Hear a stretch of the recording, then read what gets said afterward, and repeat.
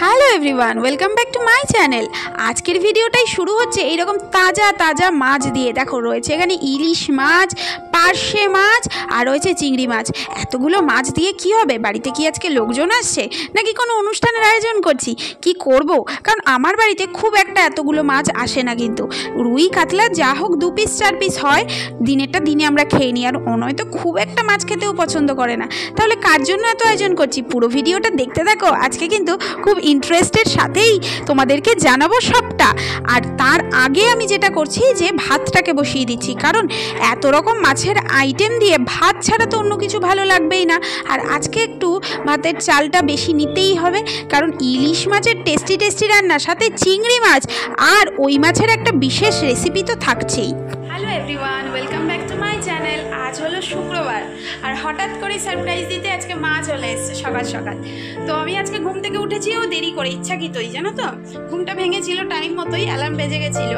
তো অনয়ের আমি ডিসাইড করেছিলাম যে সকাল সকাল উঠে কাজকর্ম করে আমার হাতে এখন বেশ কিছুটা সময় থাকছে, তো বলে এই সময়টাকে তুমি মানে নষ্ট না করে তো তুমি এই কাজে লাগাতে পারো। তুমি একটু এনার্জি নিয়ে ঘুমটাও দিলে, তারপর তুমি একটা ভাবনা চিন্তা করলে কিছু, মানে বুঝতেই পারছো যে একটু সময় পেয়েছি এবার হাতে, বলছে একটু রেস্ট নিয়ে নাও, এই সময়টাকে ইউটিলাইজ করো, কারণ পরে আবার যদি কিছুতে ইংগেজ হয়ে যাও তাহলে কিন্তু এই সময়টা পাবে না।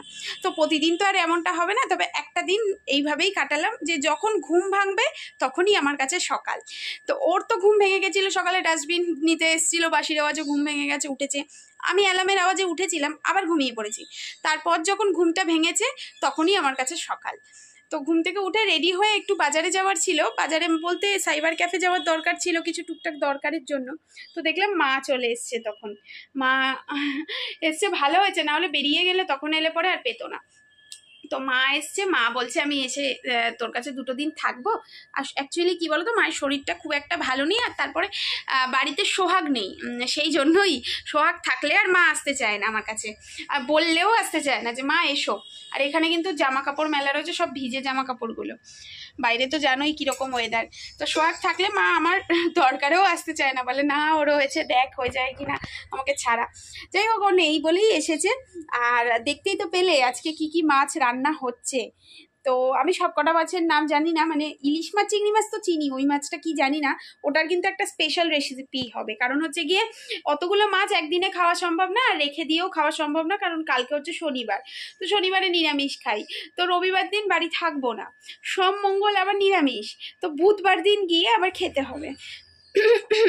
আর না হলে ওই ফ্রিজে রেখে দিতে হবে। আর ওই ফ্রিজের মাছটা না অনয়ও খেতে চায় না, সত্যি কথা বলতে আমারও খুব একটা টেস্ট লাগে না। তো সেই জন্য ওই মাছটা দিয়ে ভেবেছি একটা রেসিপি করে নেব, ঠিক আছে। আর ইলিশ মাছ আর চিংড়ি মাছটা রান্না হবে আজকে। ভাতটা বসিয়ে দিয়েছি, আর বাইরে কিন্তু ভালো বৃষ্টি শুরু হয়ে গেছে। তো ইলিশ মাছ তো আজকে জমিয়ে খাওয়া যাবে। তো বেগুনটা নিতে হবে, আর মা বলছিল সর্ষে দিয়ে, তো মায়েরও শরীরটা ভালো না, আর সর্ষেটা আমিও খেতে খুব একটা পছন্দ করি না, পেটের একটু সমস্যা হয়, তো সেই জন্যই। তো আর এই দেখো আমার একটা নিমন্ত্রণ কার্ডও চলে এসছে, নিমন্ত্রণ ইনভাইট এসছে। এটা হচ্ছে সেই সোনার দোকানে, যে দত্তপুকুরে যে সোনার দোকানে আমি ভিজিট করি, বারবার যাই, তোমরা তো জানোই, রেণুকা জুয়েলার্স আমার বাড়ির কাছেই। তো ওদের দোকানে রয়েছে হচ্ছে গিয়ে হালকাতা, তো তার জন্য কার্ড পাঠিয়ে দিয়েছে। তো যাব, ওদের দোকানেও যাব, রবিবারে আমি একটু বাড়িতেও যাব, কিছু কাজ রয়েছে দত্তপুকুরে, তো যাব। আর অনয় কোথায় যাবে বলো তো? সেই সুযোগে ও বললো তাহলে আমি একটু বাড়ি থেকে ঘুরে আসি। তো ওদের ওই বর্ধমানে যারা রয়েছে বা বর্ধমান থেকে যারা দেখছো তারা তো জানোই, নতুন করে কি বলবো, ওখানে মানে খুব খারাপ সিচুয়েশন হয়ে গেছে। জমিতে জল টল ঢুকে গেছে, চাষের জমিতে অনেক জল, মানে ওখান থেকে তো জল ছাড়াও হয়েছে এবং বর্ষার বৃষ্টির জলও রয়েছে। তো সব মিলিয়ে ওখানে পরিস্থিতিটা একটু খারাপ। তো ও আমাকে বলেছিল যে আমি যাব, তো আমি প্রথমে বললাম যে যাবে, তাহলে এই রবিবার যাই। তারপর তো ইনভিটেশন এই কাজগুলো চলে এলো, তো বললো তাহলে তুমি এক কাজ করো, তুমি বাপের বাড়ি যাও, আমি বর্ধমান থেকে ঘুরে আসি। এই প্রথম বর্ধমানে, বিয়ের পরে আর কি, এই প্রথম ও কিন্তু আমাকে রেখে দিয়ে চলে যাচ্ছে বর্ধমানে। তো এখনো পর্যন্ত যায়নি, আমাকে বলছিল যে দেখো না যদি যেতে পারো যেতে পারো। তা বললাম না তুমি যাও, কারণ ওখানে গিয়ে লোক বাড়িয়ে তো লাভ নেই, শুধু শুধু এত লোকজন গিয়ে আমি তো আর জল পরিষ্কার করতে পারবো না, ওখানে গিয়ে আরও অসুবিধা হবে। তো তার থেকে বরং তুমি যাও, যদি কিছু কাজকর্ম থাকে বা কিছু এগিয়ে দেওয়ার থাকে করে দিতে পারবে, তো তুমি ঘুরে এসো, আর আমি এদিকের কাজগুলো মেটাই, তাহলে দুজন দুদিকের কাজটা মেটানো হবে। যাই হোক, ও অফিসে বেরিয়ে গেছে আর আমরাও রান্নাবান্নার কাজে মন দিয়েছি। তো এখন রান্নাবান্নাগুলো করবো। আর যেটা বললাম ওই মাছটার স্পেশাল রেসিপি, ওটা তোমাদেরকে দেখাবো। ইলিশ মাছ আর চিংড়ি মাছের কী রেসিপি দেখাবো বলো। আর ঘরের কাজকর্ম মোটামুটি আজকে দেরিতে শুরু হলেও করে ফেলেছি। টুকটাকি তো কাজকর্ম, ওই ঘর ঝাড় দেওয়া, ঘর মোছা, এরপর স্নান করে পুজোটা দেবো রান্নাবান্না হয়ে গেলে।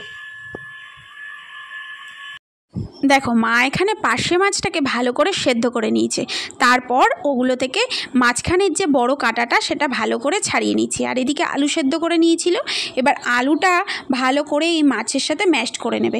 আসল কথা হচ্ছে কি বলো তো, কী রেসিপি হচ্ছে আজকে, একটা চপ হচ্ছে, মাছের চপ।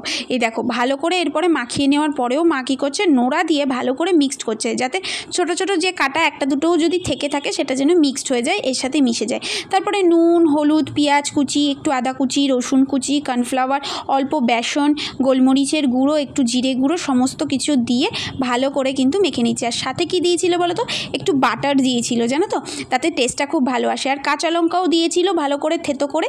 তারপর এই যে গরম গরম চপ রেডি হয়েছে, সেটা যে কী টেস্ট হয়েছে তোমাদেরকে আর কি বলবো।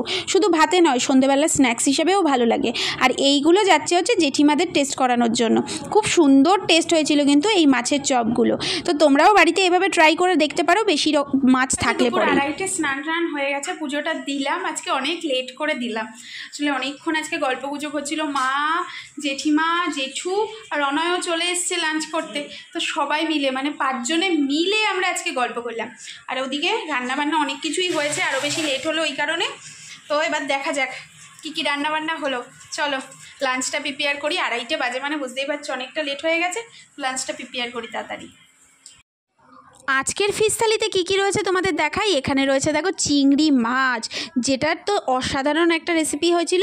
আর এখানে হয়েছিল ইলিশ মাছ কালো জিরে কাঁচা লঙ্কা দিয়ে। উফ, এখনও না জিভে জল আসছে বলতে গিয়ে। আর এই ফিশ চপটা, সেটা যে এত দুর্দান্ত খেতে হবে সত্যি বলছি, আমিও না প্রথমে বুঝতে পারিনি যে ওই মাছ দিয়ে এত সুন্দর রেসিপি তৈরি করবে।